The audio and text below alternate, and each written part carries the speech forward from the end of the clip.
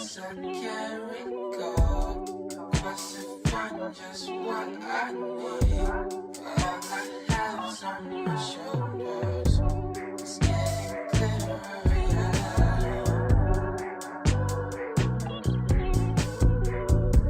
It's getting clearer, yeah.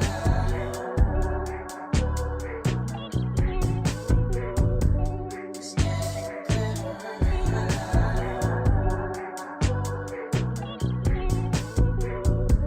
It's getting clearer, yeah.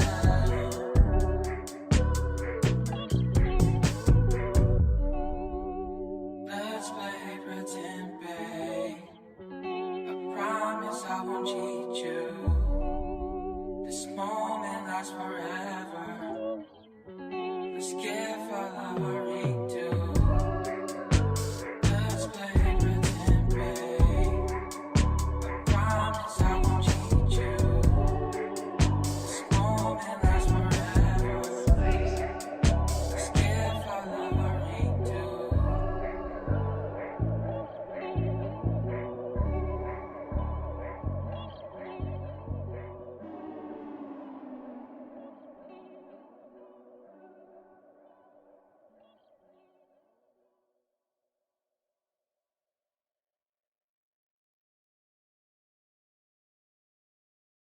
My life would be so shitty without you. Wow. Sweet. Moving slowly, yeah. A cherry rolling, I'm all alone. Yeah, I'm my one and only, babe. All I have's on my shoulders. Vision clearing, yeah.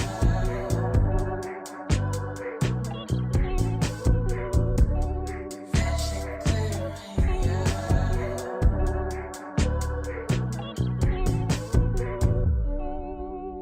Let's play pretend, babe. I promise I won't cheat you. This moment lasts forever. Let's give all of our redo. Let's play pretend, babe. I promise I won't cheat you. This moment lasts forever. Let's give all of our redo.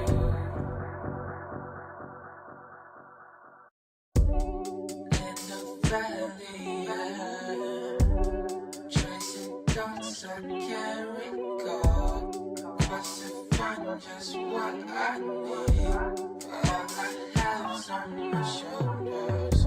It's getting clearer, yeah.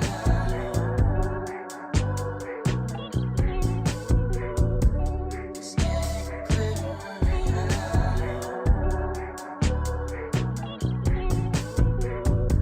It's getting clearer, yeah.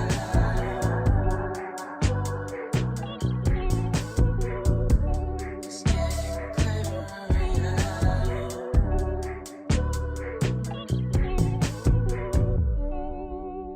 Let's play pretend, babe. I promise I won't cheat you.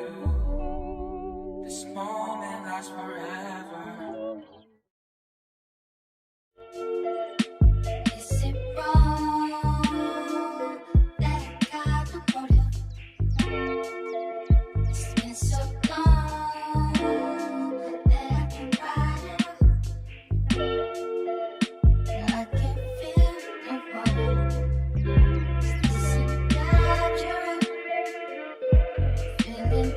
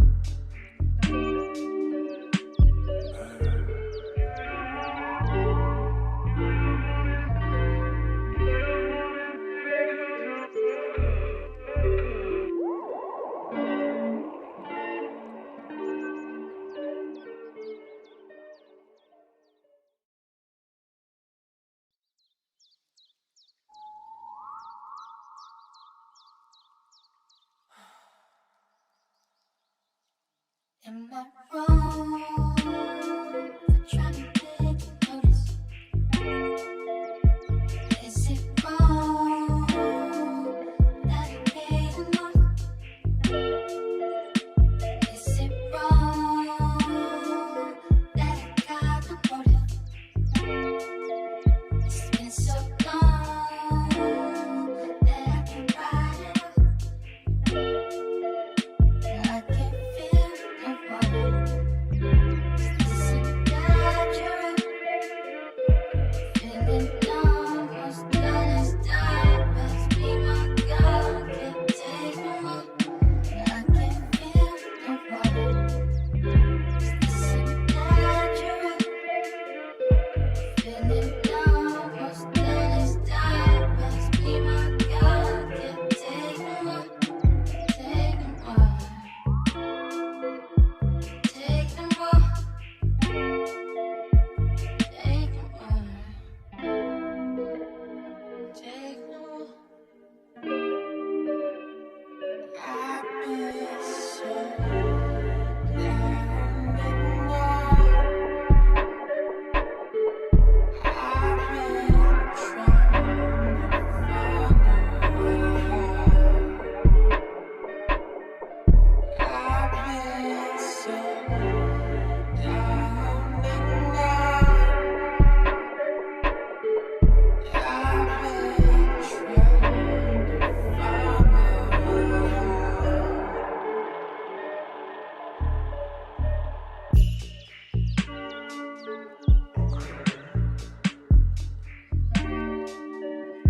out.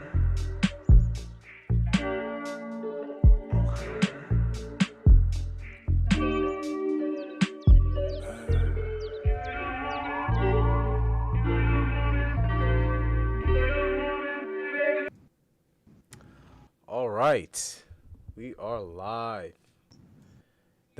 Yay. Yes. Thank you guys for coming out to this nice. Oh, 1 second. Okay, yeah. Thanks guys for coming out today. We're gonna have a little conversation. This is going to be our third episode of the DPT Talk. This is just something I named it. I don't really know what the official name of it is, but nonetheless, I'm going to let our guests introduce themselves, and we're going to get right into this interview. Thank you guys again for joining us this afternoon, and we are going to get right into it now. All right, so you can go ahead and introduce yourself, and then we'll start this show. All right. Okay. So my name is Ashley, and I am a student physical therapist at the University of Maryland Baltimore. I am in my second year, just started my second summer at this program, and something I guess interesting about me is that I host a podcast called It's a God Thing with my cousin, and we're now down to monthly podcast episodes. So it's a little weird being on the screen versus just being a voice that people hear. For sure. And you said you're down to monthly now. Is that because of school? Yeah, school, life, things happen. Gotcha. And what Yeah. inspired you to actually start that podcast? Because, for me, I'm interested in the creative process, as you can see with this this kind of platform I've Yeah. started to build. So what inspired you to do the podcast? Is something that you were always interested in, or? Yeah, it was definitely something that I was interested in, and my cousin had the same idea as me, and I think we needed each other to kind of give each other the push to get it started.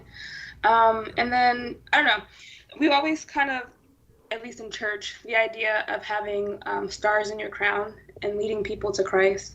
And it kind of got on me, like, for years that, like, have I really impacted somebody or made a difference in their lives where they, thought that having a relationship with Christ would be important. So I figured having a platform, like a podcast, a Christian podcast, would be able to do that. And through the course of it, I'm, just got some awesome messages from people who enjoy our podcast, but also it's definitely helped to strengthen my relationship with God, especially with COVID and not really being able to go to organized worship service. Good.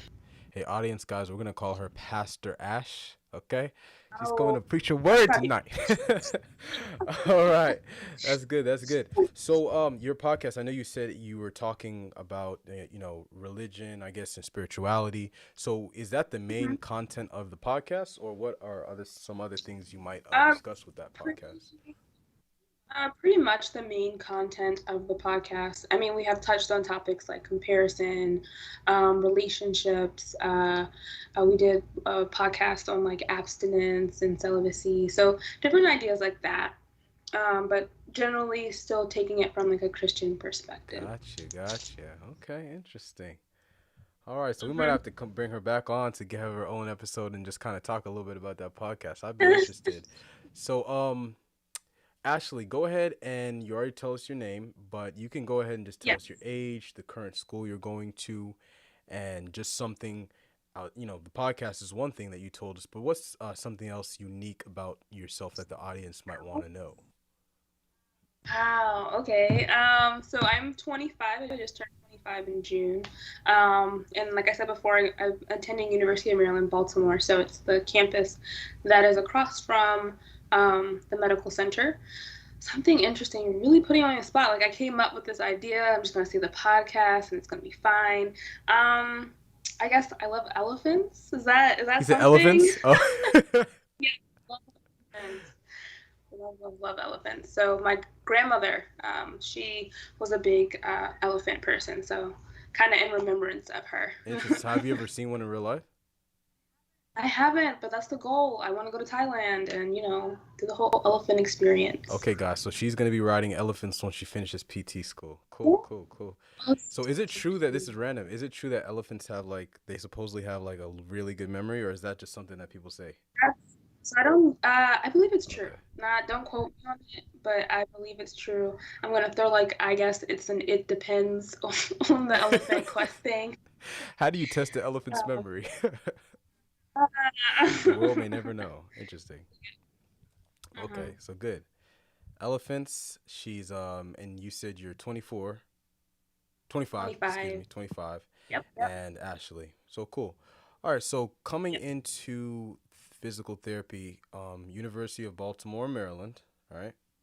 Mhm. What made University of you Maryland Baltimore. decide that you wanted to go to that school, and then also what made you interested in this career path in general? Um, so what made me want to go to University of Maryland? So truthfully, University of Maryland. So this was during the time when we had like when there was early admission. So I was very fortunate, very blessed that I got in. I have a lot of my mentors and physical therapists that I've worked with have been to University of Maryland. I visited the school. I loved the school. I loved how the teachers and the professors really wanted you to succeed, and they would do everything in your power to make sure that you succeed in the program. And then University of Maryland is in a great location. So it's in Baltimore City, and there's plenty of hospitals, clinics nearby for us to get like clinical experience and for us when we actually have to do our clinicals to go to. So why did I want to do PT?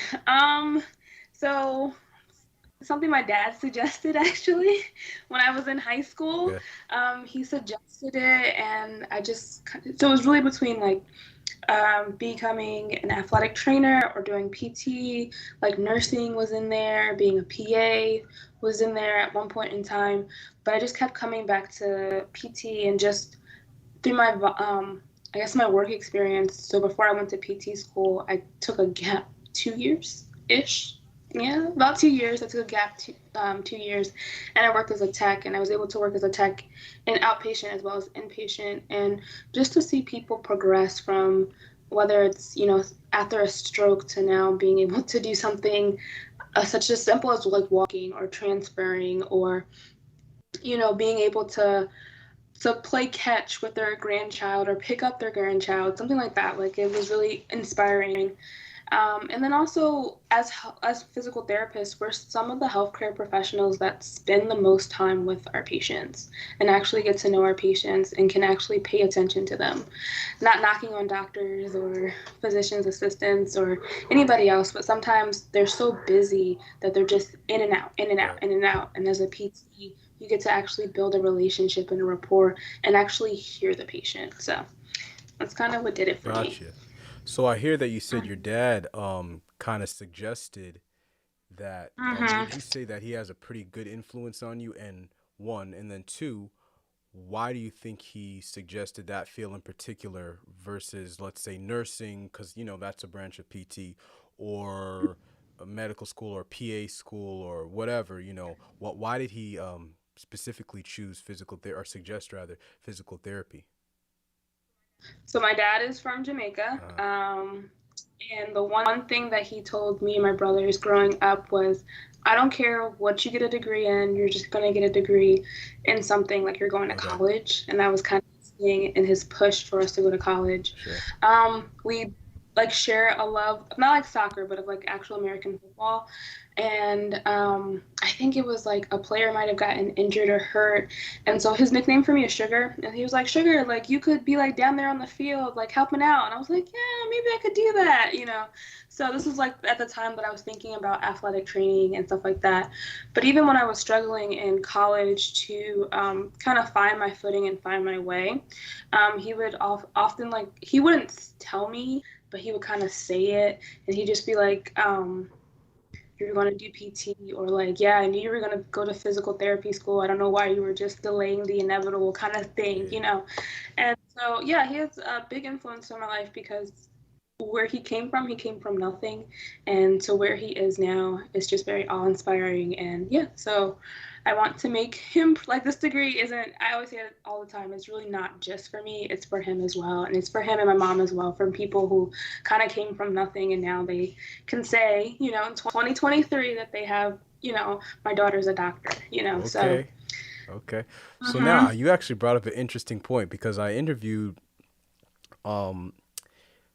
someone and we were talking. Actually, I've talked to multiple people about this. Now, I want to ask you about that. So, you said that that is for them. That interview. I mean, excuse me. The degree would be partly for them. That's so that I guess you would say that would be part of your why. Yeah. Now, tell me this, because it could be different for different people. But I've heard some people, and I'm kind of the school of thought that something like physical therapy or medical school or dental school, it's such a difficult field to get into that your why has to be bigger than yourself, but it can't be something that your parents necessarily want you to do, because they're not the ones sitting there studying, taking the test, all that type of stuff.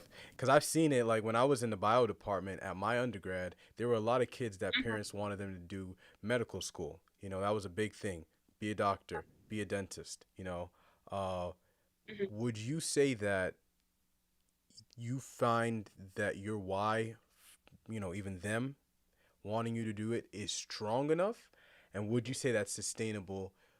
Like, let's say if you were giving someone else advice, would you say that's something you believe is sustainable if a person's not, maybe doesn't have that high of an interest? No, not at all. So if you're doing it for your parents, you're not going to do it. So I say that I'm doing it for my parents, but I want to do it. I want to do it. There are many of times in PT school, or even like before applying to PT school, it's tough and it's hard. And so if it was just for my parents, I would have just said, look, guys, it's not really worth it. It's not what I want to do. I'm not going to do it. But I always think about what kind of made me apply to PT school and really pushed me to do it is looking back on my life in 10 years and being like, why didn't I apply? Why didn't I go? I ran into several people, whether it's people who no longer have a job in the medical field, or even PTAs who are just like, yeah, I should have went to PT school. I was thinking about going to PT school and I kind of wish I did it. So I didn't want to have that, what if I actually went to PT school? And more than that, and more than just like helping people, I really, truly, and honestly believe that this is what God has called me to do. So the reason why I say that is when, like I said, I only applied to Maryland. Literally only applied to Maryland. I applied early decision and like I got in. So I waited it was a struggle for me to apply, and I'm sure that many people can relate that it's a struggle to even, start writing your personal statement, start putting together your letters of recommendation. It becomes that when my roommate actually she used it in our interview, like imposter syndrome, like you just don't think that like you deserve it or that you're going to be good enough to do Right. it. And so it was literally like a couple weeks before everything was due for early decision. I had reached out to an old classmate, and she helped me put together my personal statement. Like she was wonderful. She was amazing. She like took my ideas and like made them Right. clear. Right. Right. For sure. Was like really questioning God. I was like, God, is this really what you want me to do? Is this really what you want me to do? Like, I don't want to do it like you. Like, I was like, at one point, I was like, okay, you told me this is what you want me to do. You're not going to just lead me down this path to kind of just like forsake me and just like strand me out on this island. And so I had to turn in my transcripts. I was delaying that. I was waiting because I was like, my grades aren't good enough. I'm not going to get in. I'm just going to wait and wait and wait. And so it was a few days before the deadline, and I was like, oh my goodness, like I need to turn in my transcripts. And I don't know if many of you know, but transcripts sometimes takes weeks, especially during the summer, to Right. process. When I tell you it's an hour, it was literally an hour, and my transcripts were all Oh done. shoot. And so that's when I knew that there was nothing that was going to stop me from getting into this program, and I got into this Sheesh. program. So yeah, that's why I said like this is where God wants me to be, and I feel like this is a path that it just feels clear that I'm supposed to be here. Okay. So yeah. Hey guys, we gotta tap into what she's tapping into. My transcripts took my transcripts took like took like mad long to get through. Okay, Yeah, that's cool. thank That's you cool. for asking. Start early. Start early. I know, man. But luckily, this second time, and I'll have to tell my story a little bit later because, so guys, the actually the first time I talked to Ashley, funny enough, was probably in 2018, 19, Yeah, 18. 18, Yeah, 19, something like that. because I Yeah. had just started my physical therapy journey at Hampton University, and Ashley wasn't even in school. And it's funny, she was Nope. asking me like, okay, tips and stuff like that because she was I was put in contact with her through one of her friends, that I had met. And it's interesting because now she's in school and I'm restarting, so it's all good though. It's all good. I mean, one thing about this PT journey, what I've come to collect, and not even about only PT, just life journey in general, everybody's path is going to look a little bit different, as long as you just keep on progressing forward and you don't stay down too long, because Hmm. it can take a hit to people's ego. You go away, you say, hey, family, I'm doing all of this. And then all of a sudden, you're back at the house. Hey, they see you like, what happened? Aren't you supposed to be? So, that's one thing I know that can get a little discouraging for people, but it's something that people just have to mentally, be prepared for. And that's not only PT school, that's with any endeavor that people are trying to, because the purpose of this platform is to not only promote, people with, physical therapy and stuff, but just people who are striving to do things in general. So now coming to that point, what do you see yourself doing? Because I know you said in the next 10 years, you don't want to regret, hey, I didn't go to PT school. You don't want to regret that. I, Yeah. I like that because I believe regret is one of the worst things that people can have when they get to a certain Hmm. age. What do you see yourself doing in 10 years with the PT degree or just in life in general? Because I know you run the podcast, so you seem like you have that creative spice to you. Where do I see myself in 10 years? On a beach, not You said doing a beach? anything? No. She's going to be Exactly. chilling. It was up to me. Exactly. I'd be chilling. Um, So that's funny. When I first started PT school, I probably could have told you, like, I'm going to be here, here, and here doing X, Y, and Z and doing this, that, and the third. But now that I'm actually in PT school, I have no idea. I don't know where I'm going to be. So I know that I will have my degree. I know that I will be working in the field. I can't narrow down where exactly I will be. Hopefully and prayerfully, the podcast is still going. Maybe we started, another little side business from there. But yeah, I just kind of at this point leave it in God's hands and try not to plan too much for anything, just like have an idea and a general direction. So I can give you a general. Um, I I don't know. I can't even really give you general because I thought at one point in time I wanted to do inpatient physical therapy because scrubs are awesome Yeah. and wearing scrubs all day is my thing. They're like pajamas, so I could totally do that.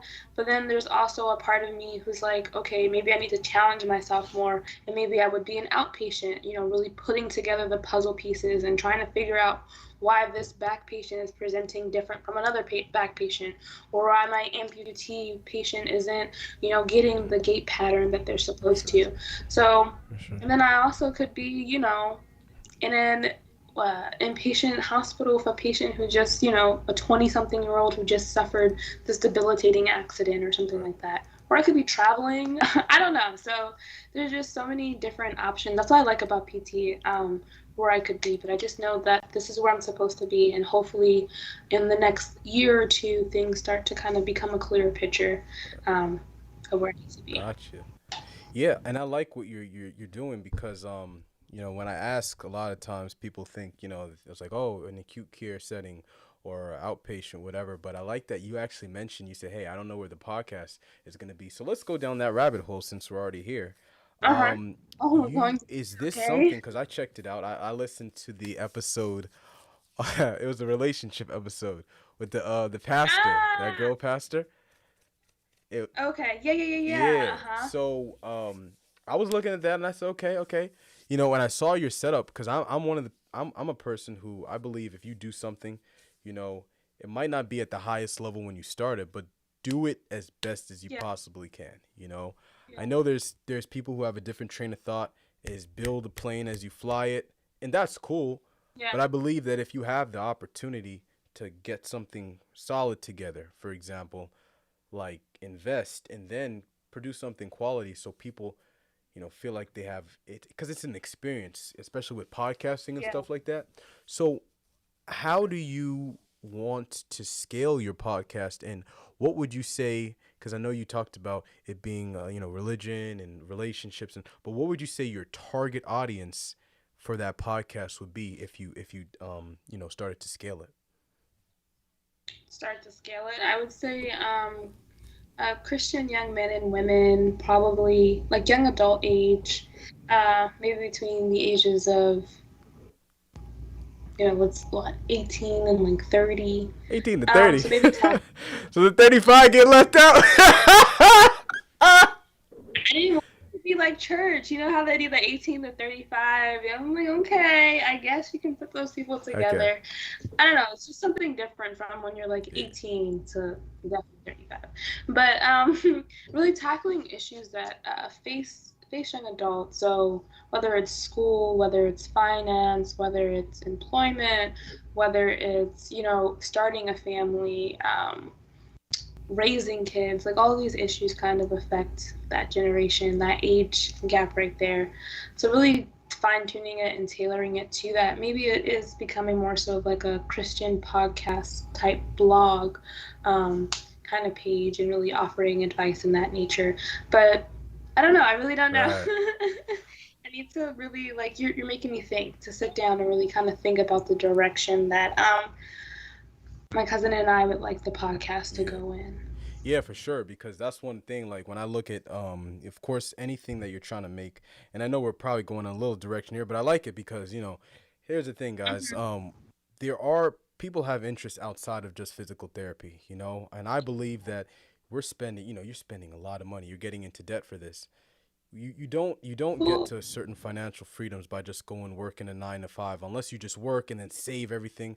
There are people out here who are making residual income and things like that. So I like that you're thinking, hey, not just hey, physical therapy, work, work, work, work, work, but hey, there's stuff outside that I can do. And then also, you being a doctor of physical therapy, you can use that to leverage your name and Yeah. your gravitas, your image, all of that. So you said a lot of things that face young adults: finances. I think you said Mhm. careers, getting jobs, relationships. What, in your opinion?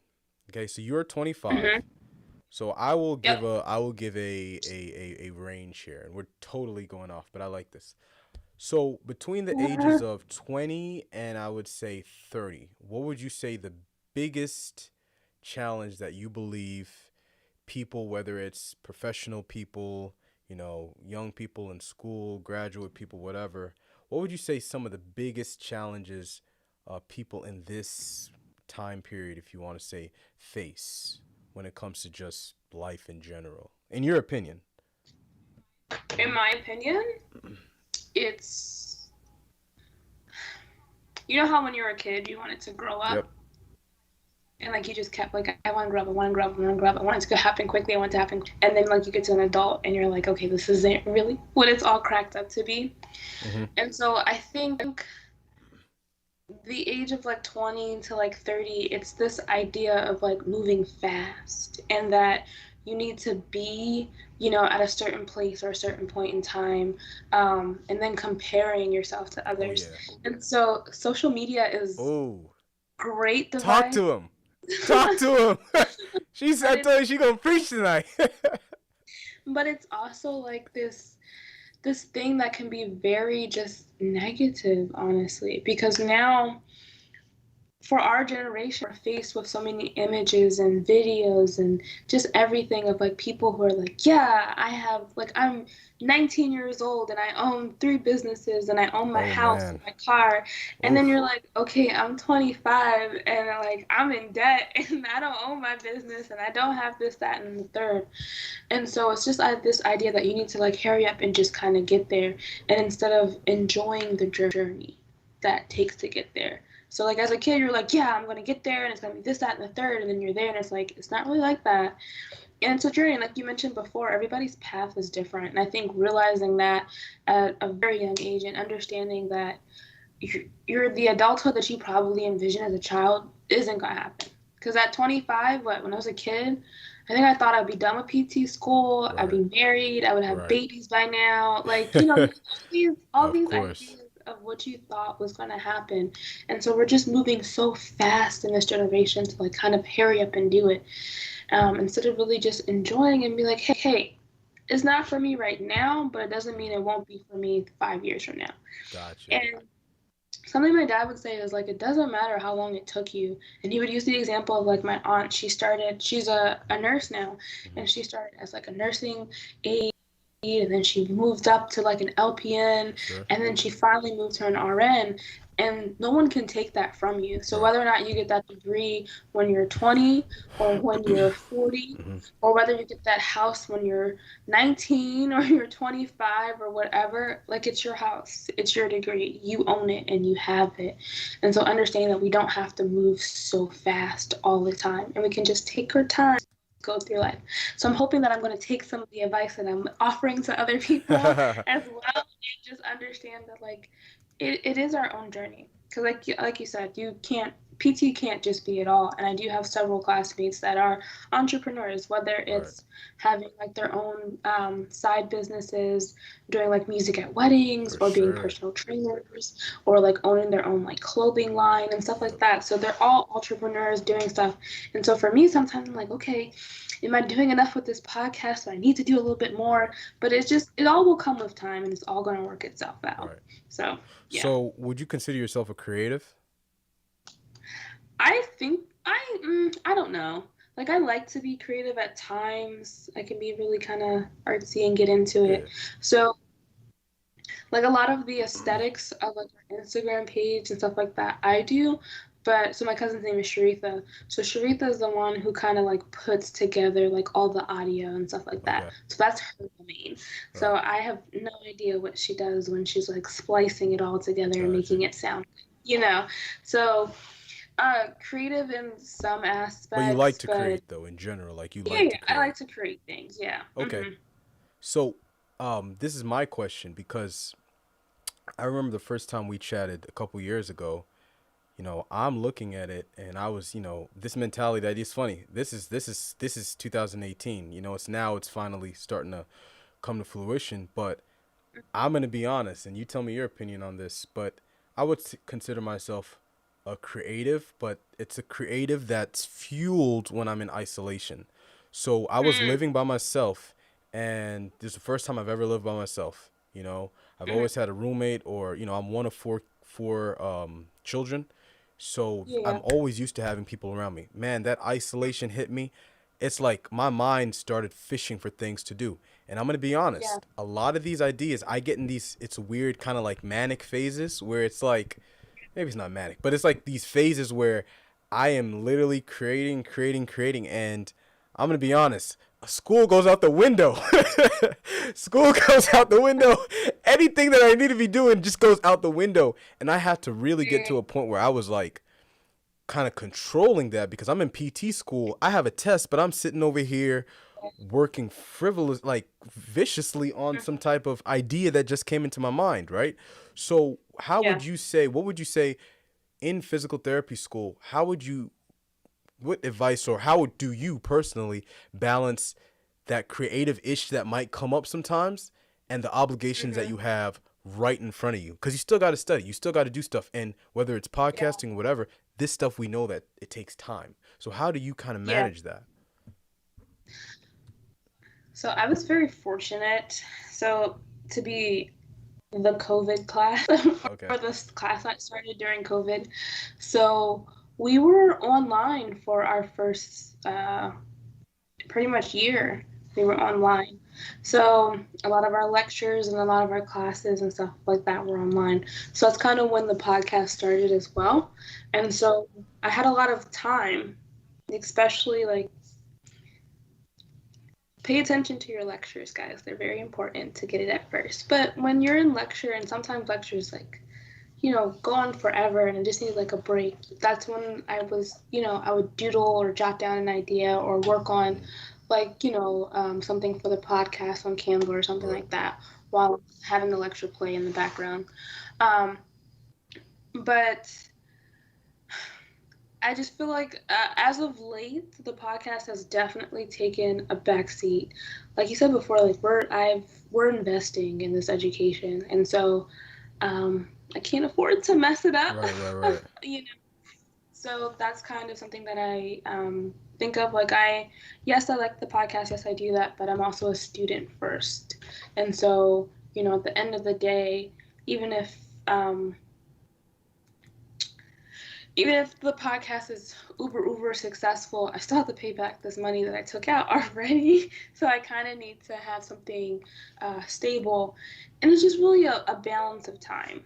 So like whether it's waking up really, really early or staying up a little bit later at night and scheduling out your day so that you have like an hour or two to dedicate to your creativity, you just kind of have to make it work.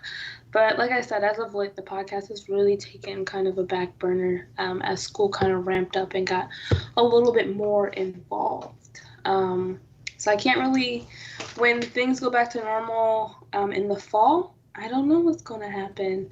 But I know that I definitely struggled as we started moving more on campus to really find time to kind of put in the time and energy into the podcast. Gotcha. Yeah. So now, since you mentioned time, so you're at a 3-year program, correct? Okay. Mm-hmm. So that was one of the things I was having a difficult time with because when I was at the University of St. Augustine, I didn't realize it was an accelerated program. I didn't really realize it like until I think I saw a 2.7 somewhere, but like it didn't really click to me like, oh, hold on, this is accelerated, you know? So tell me, how do you break down your time? I got to a point, and this is something I never had to do. I didn't have to do this at Hampton, but with the University of St. Augustine, it was so fast that I saw myself having to literally calculate the time I needed to study. Is that something you do? Do you break down your hours in terms of study time? Or is it something where you just, hey, you know what? I'm feeling a little weak on this subject. I put in a certain amount of time here. Or do you kind of play it by ear? Or do you actually, because for example, I have an app that I use called Flora, and I've talked about it on this podcast before. Yeah. You know, it's like I'm literally tracking my hours. And I knew that I needed to at least study. If I was going to pass everything with at least a B, I got to a point where I at least had to study 30 hours a week, 30 to 35, somewhere in there, right? Yeah. Do you physically track your time, or do you just, is it something that kind of varies from week to week for you? It varies from week to week, semester to semester, class to class, honestly. I think I've changed I have a system that kind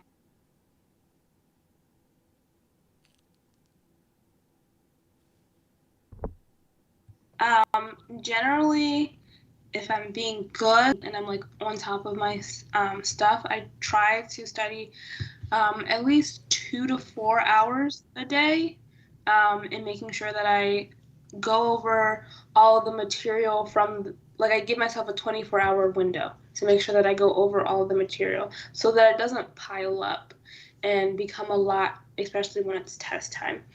So University of Maryland has a unique system in which we go by the block system. And so I was listening to your interview yesterday with Deandra, I believe her name Yeah. was. Mm-hmm. And so you guys were going back and forth like about like, oh, like, you have, I think the question you asked her was like 4 tests in 2 weeks or one Yeah, test. yeah, yeah, yeah. You gonna get one of Like, those too. It's okay. so University of Maryland, and I really, really enjoyed it, and that's probably why I don't feel so stressed all the time, is because in your first year, you're doing the block system. So I didn't have 4 different classes like my first year, or like 6. I don't know how many classes people have. We Jeez, we just had had, 7. okay, yeah, I didn't, like 7 classes each semester. Yeah, well, it's 7 our first, so we start off with 7. I think the second semester it was gonna go up to 8. It was crazy. No, It was we don't like have. 7, 6 or 7, 6 or 7. It was a lot though. Yeah, so we didn't have that. So we started this summer of 2020.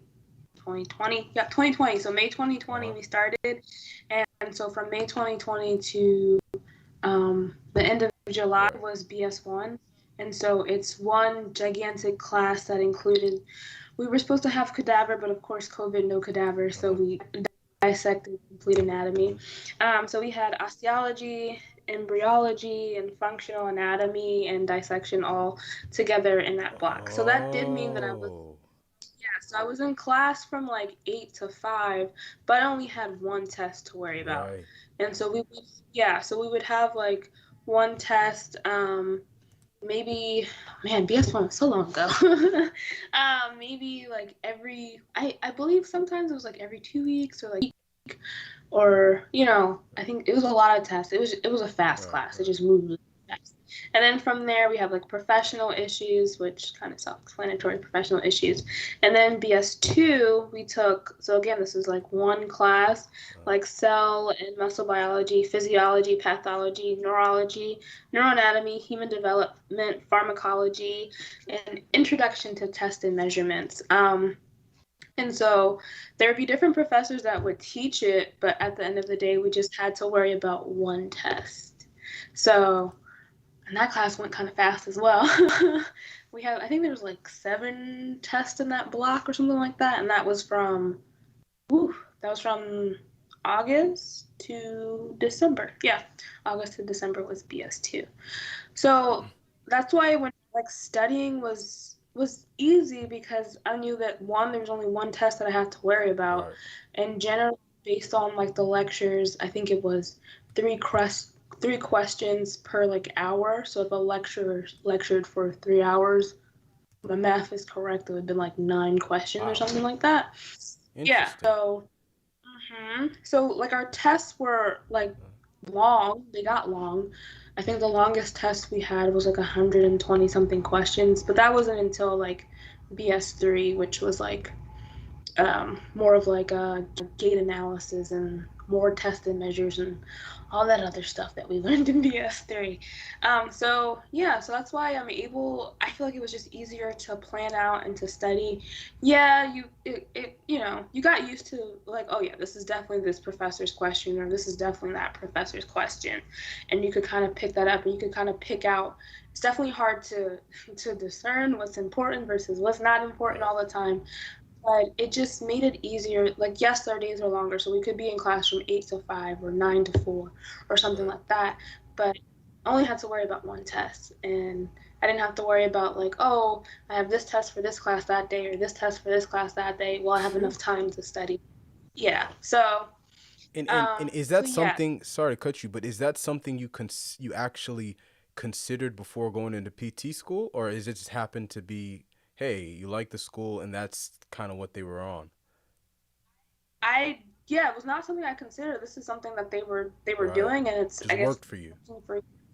yeah, Right. and so yeah, like I was going to go to Maryland regardless, whatever system they had. But yeah, so definitely am glad that they had a system. I feel like I thrived with the system. I don't know how I would have done with so many, like 7 or 8 classes at one time. Yeah. To me, like, that's mind blowing. But it also does make me wonder, like, okay, what if I did have, because how long are your tests? The tests were so St. Augustine tests were actually a little bit shorter than Hampton's. Hampton's tests were usually anywhere from 70 to 80 questions. St. Augustine, the tests were they hovered around 50 questions, but Mm-hmm. you could easily have a patho test, an anatomy test, or a PTP, physical therapy practice, like, you could Would you? easily have 3 tests in a week, and Yeah. here's the thing that Ooh, I will say that was positive about Hampton. I don't want to talk all negative about it, but the professors did meet and they did speak with each other. They did talk okay. with each other. So I like that about Nice. Hampton because they it would be at St. Augustine. It was like, oh, we go into professor's class. It was like, hey, uh, oh, I hear you guys have a. It's like, you hear we have a Yeah. test. Who'd you hear that from? It's like they wouldn't. They were. They. It seemed, at least the campus I was at. I was at St. Augustine. I can't speak for all campuses, but it seemed like Yeah. they were kind of just really on their own, wave. And one thing is the Yeah. professors were available for you. They were available Hmm. for you, but it didn't seem like they really coordinated stuff. And then it was an accelerated program on top of that. So it was just like you felt like you were drowning and just trying to crawl almost, for Yeah. breath sometimes. And some people, it works for some people. Yeah. I felt like it was a game of memorization. We were getting a lot of Quizlets and we were just ripping through Quizlets. Quizlets that people had Yep. created in the past. And some of the times there would be a lot of questions that would appear from the Quizlets. So it was like, who can rip through these Quizlets Yeah. the fastest? And Yep. and I'm gonna be real. I mean, hey, I'm saying this on the internet, so I mean, it is what it is. But I'm not going there anymore. So, but it just seemed at that school, it was like it seemed it was almost like a who has the best memory and who can Hmm. retain the most information the fastest. So that was my opinion of it. You know. Yeah. Okay. So good. So let's chat a little bit about what would you say that so you came in, you were taking what, 3, so your first block you said you took 3 classes. One Oh, class. so it's one class, One but 3 class. different professors? Okay. Maybe I got So a little our confused. first block. No, no, no. It's fine. It's fine. So our first block, so BS1 is one Uh-huh. class. So there's a block leader for each Uh-huh. block, but sometimes different professors will teach. Generally in BS1, it was just one professor and he was teaching, and there might have been like a professor that came in periodically to taught something different, but generally it was just one. As you move and progress throughout the program, there's a block leader who will like kind of teach his or her material. So there's a block leader. Their thing was for BS2, they were big on neuro. There was also another professor then. She was big on pediatrics, so she taught the pediatric stuff. Another professor that was big on like pulmonary stuff, so he taught the cardio and pulmonary stuff. Does that make sense? But it's still one class. It's a little confusing. So, but they would get together and they would make one test. Okay. So there would be a section for cardio, a section for pediatrics, a section Mhm. for neuro, a section for there's a thing that I struggle with. Biomechanics. Yeah. Yeah, me and biomechanics we're not friends, but yes. So there's a section for those, but it was just one class. So when I went to school, I wasn't going to when I was online, it wasn't okay. Like this is from like 2 to 5. Like oh, you're in this, and this. It was yeah. Well, it was kind of like that, but it was just one Right. test, if that makes Okay. sense. I wasn't getting tested by 5 Yeah. different teachers. It's so interesting how much the But curriculums can vary, man. And I'll be honest, hey, they, I think they had me waitlisted because I was like, when you told me about the school, and I was already in the DMV area. I was in Leesburg, Virginia. So I applied to the University of Baltimore, Maryland, and I didn't get accepted. Wah, wah, wah. But it's all good though, because I got into where I needed to yeah. get into. So, but I applied, Yeah. man, this second round. I'm like, I'm getting in, and I applied to 20 schools. I had to apply to 20 schools. And July 1st, when that portal opened, all my applications were in except the school I actually got, Andrews. I actually didn't put that one in because I was like, who wants to be all the way in Berrien Springs in the middle of nowhere in the cold, freezing, But when I talked to some of the people up there, man, I Yeah. was talking like what they said that their professors were doing for them up there.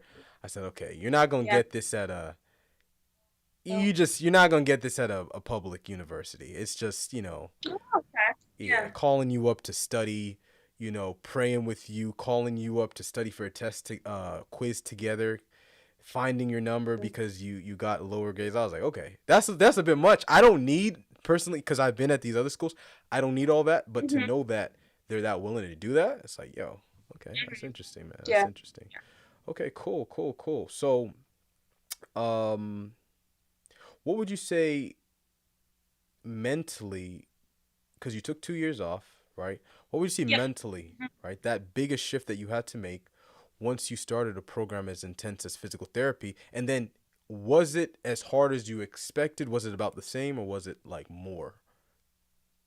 It's definitely Or it was harder. harder than you expected? Okay. Yeah. Everyone says PT school is hard. No, it's hard. It's hard, like a hard. It's Hard, really hard. hard. Yes. Yeah, so it was a lot harder than I was expecting. A lot more time that I definitely needed to put in For sure. for PT school. So the biggest shift, I definitely think that being online was really, really hard. I know I keep saying hard, but it was difficult. Just because I've taken online classes in the past, but generally when I take an online class, it's because it's a class that I don't really need, and so I'm not going to put that much effort into it. But this is PT school, so you have to put effort and Right. attention to it. And so staring at a screen while your professor's lecturing for 3, 4, 5 hours, it was difficult. And then having the energy afterwards to be like, okay, now you need to go over, write notes, do whatever, to then study. And then, of course, being out of school for 2 years, kind of doing your own thing, not really studying all the time, and having so much free time and availability to do whatever you want was definitely a challenge as well, and getting back into that groove. Um, and then also finding ways that were effective and efficient to study. So BS1 or like anatomy, there's just so much information being thrown at you in such a short period of time. So you have to find a way to kind of take it all in, process what's important, and be able to then like remember like what you just kind of process and be able to like kind of spit it back out. And like you have an understanding of it. And I think that goes for the whole program. It just, nothing was hard. Nothing is, other than biomechanics, nothing is hard. It's just a lot of information being given to you at once. And so it comes down to your effectiveness of being able to say, like, this is what they want me to know versus this is just nice to know information, you know? Right. And just to make the differentiation, or to clarify, I know there are some schools that call biomechanics kinesiology. Same difference, interchangeable? Or did you have to take Oh, kinesiology as well? to take kines, because kines I feel like is like a whole, um, so when I say biomechanics, I'm talking about like motor. Orthokinematics, osteokinematics, all that Yeah, type of. yeah, all Okay, that so stuff. kinesiology, yeah. Okay, So it's all right. It seems like it's probably interchangeable then. Okay, gotcha. Good. All right, and so you're in your second year now. Yep, in my second year. So you're finishing off the second year. No. I Oh, just, in May, we finished our first year. We got our white coats. We're done. Now, this is the second year, our summer semester. So I just started my second year. We're taking medical issues, so acute care stuff. Okay. Hmm. Okay. Nice. Nice. Nice. All right. So I got a little fun question here before we wrap it Ooh, up. okay, I'm ready. Since you are a second year, I'm sure you probably are familiar with this. All right. So this is would you rather, because this happened to me at when I was at Hampton. I didn't get there with St. Augustine, Okay. but would you rather? Okay. Okay. So Mhm. I don't know if you've ever been palpated on your first rib, right? You know, you go right, your trap is right here, and then that little floating first rib right there, and the rhomboids attached to it, you just they digging into it, right? So it's not the most comfortable thing, right? Sometimes you have to lay down, depending on how big your traps are and stuff like that, but it's not very Yep. comfortable. You familiar? Palpated in your Yes. first rib? Mhm. Okay. All right. So, and also, have you used an I'm sure you use an E-stem machine. Have you ever had it Mhm. where someone's turned it up a little too fast? That thing contracts. Has that ever Yeah. happened to you? I haven't had it. I've unfortunately might have done it to a couple of classmates on accident. Oh, you've done it? Yeah. So, guys, she's the perpetrator. She is not the one this is actually happening to. But, would you rather, right? And this is just a PT thing I came up with because it's like, I just realized how both has happened to me. Would you rather be Oh, wow. repeatedly, palpated on that first rib, right? Just Mhm. digging in there and just, or would you rather get accidentally shocked by an E-stem machine, whether it's a TENS Oh, unit or just the one for contraction? I'm going to take the palpation. Okay. I don't want to She be doesn't like being turned electrocuted, guys. not at all. Nope, it's not fun. Mm-mm. Gotcha. Cool. Okay. You know, I'm also very my upper body strength is lacking, so I think it wouldn't be too bad to like probably find it very easily. Oh, Yeah. you can get to yours pretty There. easily. Uh-huh. Oh, Yeah. okay. I don't. Wood traps. Gotcha. Yeah. She's There's not in the that. gym like me, guys, so it's a little easier to get to her. I'm working on it. Okay. No, I'm just joking with her. All right, so let's just ask you this before we go. Yeah. What? Oh man, the question. Why did it slip from my mind? Oh, okay. Let's just ask this. So you have someone coming in. They say, "Hey, listen, Ashley, I'm trying to go to PT school. I'm trying to become like you. Mhm. I'm trying to be cool. I'm trying to have a podcast. I want to be fly. I want to be successful. All right, I want to be young. I want to be ambitious. What do I do?" You have a young lady that comes up to you and just asks, this young lady or a guy, doesn't even matter. But what would be your advice that you would give them when they were coming into college? Because I'll tell you mine's Okay. after. And then what would you be your advice once they graduate from college? So advice going into college is don't give up just because you get a bad grade in a class. Okay. So I was definitely that person who was like, okay, yeah, no, I got a bad grade in chemistry. I'm just going to switch majors and just, try to do something else because I guarantee you'll just come right back to it. So even if it's hard, even if it seems difficult, just continue asking for help and keep pushing through it. And then also find a mentor, find somebody who is doing what you want to do or in the profession or field that you want to be in. And like get yourself attached to them, ask them questions, do shadowing hours. If you can, get a job at a PT clinic, doing a couple hours a week and really seeing what physical therapy is all about. And also, since you're in college, get hours in different locations. So whether it's working with sports or ortho or inpatient or stroke rehab or amputees, whatever, just get just multiple hours of experience so that and you can be like, yeah, this is definitely what I want to do.